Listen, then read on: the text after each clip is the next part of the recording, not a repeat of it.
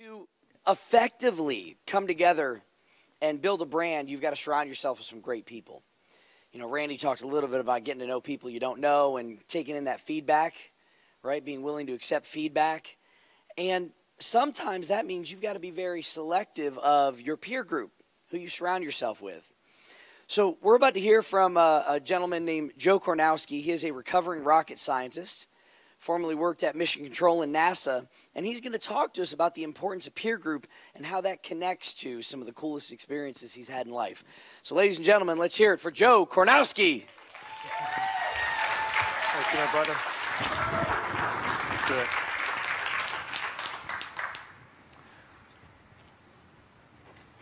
So most of you are probably wondering what a recovering rocket scientist is. What I do at NASA is I do flight control for the space station. And on the weekends and my off time, I go to schools and I volunteer my time to talk to the kids about what NASA is, what human spaceflight is. We talk a little bit about the space shuttle. We talk a little bit about how they activate the different objects in space. And some of the kids do raise their hand and say, how do you take a poop in space? And I answer that one too. But the profound thing that kept coming up is each time I would go to the schools, the kids would look at me and they would say, how did you get that really cool job? And that became a big theme every time I would go and talk to them, because they weren't really curious about space, but they were curious about my journey. And so as a not recovering rocket scientist, I'm actually a flight controller. And a flight controller doesn't design or build the space shuttle, or doesn't design or build the space station. But what we do, we get the really cool job. We get to drive the bus. And I call it the bus because the space station, as you see before you, is kind of long and thin, and the astronauts ride inside of it. So my job was to make sure that the bus wheels kept going round and round.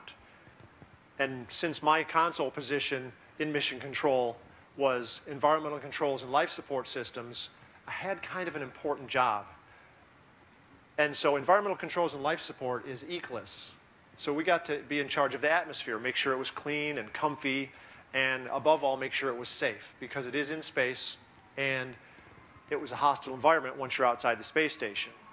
So a flight controller, we got to sit there and monitor all the systems, and if it became unsafe, we were also the people that wrote a procedure. It was called the Spacecraft Emergency Complex Operations Handbook, or as we call it, the Red Book. This was a book of procedures that we trained the crew, we trained the other ground controllers and the flight directors on, so if a catastrophic failure occurred, we were the people that were going to help save the astronauts' lives, and we were on the ground, a couple hundred miles away. They're going at 17,500 miles an hour. We're kind of standing still. So we had to have a little skill base there. So there's probably a couple people in the audience that think, this guy's kind of smart. Show hands, anybody? Well, I didn't find that out until later in life. I didn't think so for a long time, and the reason I'm bringing that up is I want to tell you my journey. When I was 5 years old, I fell down the stairs and cracked my head open. I had my first concussion. So to one-up that, when I was 9, I set myself on fire.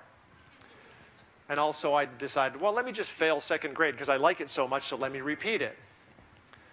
And so along the way, I smoothed out the bumps a little bit and went through high school, and I was branded as math challenged.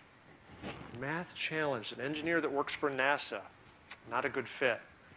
So I graduated high school, and I went along to get a 2-year associate's degree in drafting because I wasn't smart enough to get an engineering degree. And so I moved to Texas, and I got a job at an air conditioning company, and a guy there told me, he says, you're kind of smart. You should go get an engineering degree. I heard the go get an engineering degree part, but not the smart part. So I went off, and I started at junior college and finished up a couple courses and decided I'm going to go to Texas A&M University. And I applied, and they denied me from entering. Okay, so I'm still bumping along the bottom of the road, just barely getting by academically. And I asked the Dean of Engineering, what do I need to do? He says, well, you're kind of here, and the bar's kind of way up here. So if you can get here, I'll let you in. Great. Little farmer boy from New York, he can do anything. Just put a little work ethic behind it. So I did. I got up to here, and he did let me in. And I thought, great, life was going to be so easy. So I made it through my first semester, and my first report card came out. And I'm looking at it. I look at it again. I thought there was a misprint. It was a 0.5 grade point average. So here I am about to launch off into my dream world, and it's about to stop before it even begins. So I went to a counselor and I said, what do I need to do? The counselor said, well, you probably have to learn how to go to class. You probably have to learn how to take notes. You probably have to learn how to type because computers are coming online. And I think you need to learn how to study a little bit harder. Okay? But I've discovered the golden ticket. I discovered peer groups in the form of a study group. And I'd never really studied with anybody before because I was fairly smart and I thought I could do it on my own. I was wrong.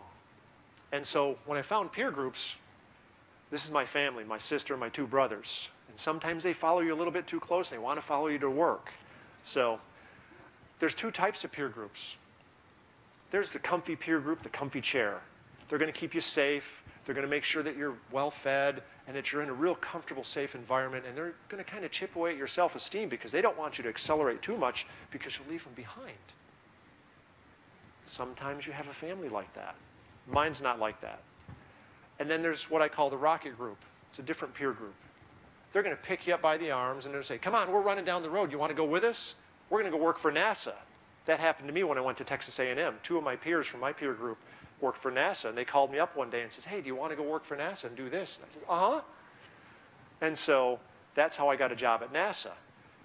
But at school, you kind of have a gradual learning curve. People teach you little by little by little. And you get up there and you finally graduate and you get the sheepskin and you go out and you get a job and you get a comfy job and you get a comfy house and you get a comfy life. And the best years of your life were in college. And why was that? Because you were learning, you were growing, you were challenging yourself, you were doing things and meeting people you've never thought you'd meet or do before. And it was exciting.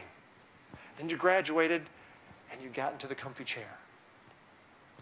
I decided to get into the rocket chair, and I took off. At NASA, the learning curve doesn't gradually go up 30 to 40 degrees. It's straight up. It's a wall. You don't do anything but climb. And so you don't do it by yourself either. I had a lot of mentors at NASA, and they'd pick me up by the arms, and they would run me along the road and say, this is what you're good at. This is what you're good at. You can do this. You got this. And I learned, and I grew, and I grew. And all of a sudden, I was a flight controller at NASA. And I still didn't know how important I was or how smart I was. But I did choose to be in a peer group for a specific purpose because it was exciting and I was learning, and they hold you to a very high standard. It's the same one that Mike belongs to, our curator. And a friend of ours, Steve, called me on the phone as I was driving across Texas to kind of just chat a little bit. And I use a phrase from time to time. I'm just a regular Joe with a really cool job. And during that conversation, I happened to use that phrase, and Steve just stopped me dead in my tracks. He says, don't you ever say that about yourself, because I know what you do in mission control. He says, but let me remind you by asking you a few questions. So how many people at NASA can do your job? I said, there's about 10 people. He said, okay. So in the US, how many people can do your job? I said, well, the same 10 people. Okay, good enough. He says, so I'm going to make an assumption here, Joe. It's probably safe to say that there's 10 people in the whole world out of 7 billion people that can do your job. I thought about it for a minute. I said, that's true. He says, okay, let me paint a picture for you, and you tell me if it's going to be right or wrong. So it's 4 o'clock in the morning. You're sitting in mission control at the console, and a catastrophic failure occurs. That's either going to be a fire aboard the space station, or a depressurization where a meteorite hits the space station, or they call it a toxic environment. An ammonia leak or something from an experiment comes out, and you can't breathe it because they're contained. You can't run away from it. So those are 3 catastrophic failures. What happens then? And I thought for a minute, and so I'm going to go into what I would do. I'm just going to do a little role playing. It's like, Flight Eclipse, we have an emergency on the spacecraft. I see the deck starboard smoke detector showing fire indications. I like the crew in the emergency book in section 2.1. And how do you copy? The flight director copies back to me. The capsule communicator reads it up to the crew. The crew responds, and I'm listening the whole time. And the whole flight control team is opening to that section. The next words that come out of the flight director's mouth is, the crew's in the red book, they're in section 2.1. What do we do now, Eclipse? And at that moment in time, That's when I learned that I'm not just a regular Joe with a really cool job. I'm the one person in the whole world who's going to make sure that the astronauts' lives are safe. And I didn't get there by myself. I got there because of my peer group. Because my peer group is the person and the team that showed me what I could do inside of me that I couldn't see. I didn't believe in myself. Because think about it. The eyeball can't see itself unless unless it's reflected back to itself. And so each one of you belongs to a peer group. They may be like my 3 siblings in the Space Shuttle Simulator, who are kind of fun to hang out with, or they could be the comfy chair. They're going to chip away at your self-esteem, and they're going to keep you safe. But is it going to get you to your vision? Is it going to propel you into your future? So think about that. Think about your peer group in your own community, and your own township, and your own region. Are you surrounding yourself with the same people that are going to keep you in the comfy chair? Or are you surrounding you with the people that are going to show you inside of yourself who you really are as a person? What is your true potential in life? Are you going to become a rocket scientist? Or are you going to become a gardener who doesn't think highly of himself and thinks that he can only push a lawnmower? Or are you going to be a mission control person that thinks, I can push a button that sends a command to the space station that is going to save 7 astronauts' lives and return them to their families because I know what to do, because I have what it takes. And you say to yourself, I got this. And you just do it. Because we always have something inside of us that is more than we ever dream of. So choose your peer groups wisely, because peer groups are amazing things. Right now in the news, you see how there's the Ukraine and Russia having little problems there. Russia is one of our major players in the space program. They're the people who we partnered with to create the International Space Station. So peer groups are something that you want to form very smartly, very intelligently, and with a great purpose and a commitment. Even though everything that's going on politically between Russia and the United States, we still have that tight bond and we still have that commitment to service the space station along with the other 14 countries who are committed to working in that environment. So very, very diverse peer groups, such as the US and Mr. Putin's Russia, can work collaboratively. So in an area with 7 cities that you deem yourself as very diverse and very different, and the egos kind of come into play just a smidge, look at Russia and look at the US and look at the space program, what they've done since 2000. We've had people in the space station working as a collaborative set of peer groups to create amazing things that could never, ever have occurred have you not put your egos aside and say, what is the bigger purpose? So look around you. Look in your community and every place else to see if you can create something amazing. 2 people created an amazing product. Stephen Jobs and Steve Wozniak. They came together and formed a small peer group. Woz was the engineer. He could build anything. Steve was the guy who pushed Woz really, really hard and helped him do things that he could never think he could do. And they created Apple Computer. There's one scene in the movie Jobs where Ashton Kutcher plays Stephen Jobs as a character.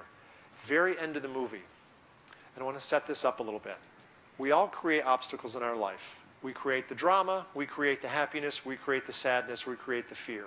So metaphorically and in reality, Stephen Jobs created the peer group, and he has a vision, and he's going to go to the end of the earth to make his vision real. Apple Computer becomes real. It's amazingly successful. Along the way, he's inviting his peers in. They become boards of directors. Unfortunately, some of his peers or boards of directors didn't quite see his vision as clearly as he did. So they made it very difficult for him to achieve his vision. So he created his own walls, if you want to put it that way. He leaves Apple, goes off, creates Pixar, next software company, and then is invited back because those board of directors realize, we can't do it without you, Steve. Stephen knew this all along. So he comes back, and the first thing that he does when he has control, he gets rid of all the obstacles. He clears the slate. There's his vision off in the future. The boards of the directors are all fired. Here's your golden parachute. See you later. Bye. Thank you very much. Next. And so there's a scene in the boardroom. There's 2 lawyers and Stephen after all the board of directors are gone. And the young lawyer says, now what are we going to do? There's a pause. And so Stephen Jobs says, We're going to put a dent in the universe. He used a different word, but that's what the movie used. So look around you. Look in this room of peers that you came with today. Look at the peers in your community. Look at everybody around you in your town, your neighbors. See if you're surrounding yourselves with peers that are going to put you in the comfy chair or put you in the rocket chair. And ask yourself, how are these peers going to help me put a dent in my universe? Thank you.